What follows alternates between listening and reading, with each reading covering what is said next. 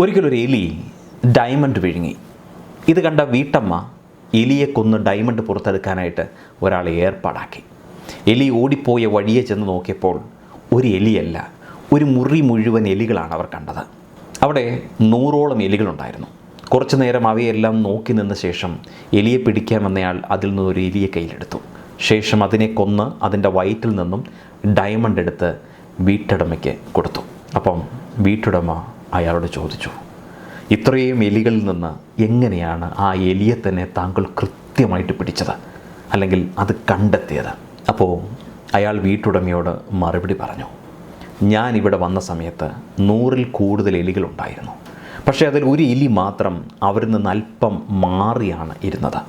ഈ ഇഡിയറ്റ്സ് അങ്ങനെയാണ്. അവർക്ക് അർഹതയില്ലാത്തത് കിട്ടുമ്പോഴും അവർ പണക്കാരാകുമ്പോഴും അവർ മറ്റുള്ളവരുമായി ഇടപെടാതെ അവർ മാറി നിൽക്കും. അല്പന് അർദ്ധരാത്രി കുട കിട്ടിയാലെന്ന് കേട്ടിട്ടില്ലേ?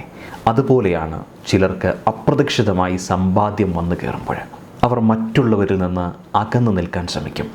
അവർക്ക് മുന്നിൽ ആളാകാനായിട്ട് നോക്കും. എന്നാൽ അത് ശരിക്കും മണ്ടത്തരമാണെന്ന് അവർ മനസ്സിലാക്കാറില്ല. ബുദ്ധിയുള്ളവർ എത്ര സമ്പത്തുണ്ടായാലും ഹമ്പിളായിട്ട് ജീവിക്കും. എല്ലാവരോടും ഒരുപോലെ പെരുമാറും.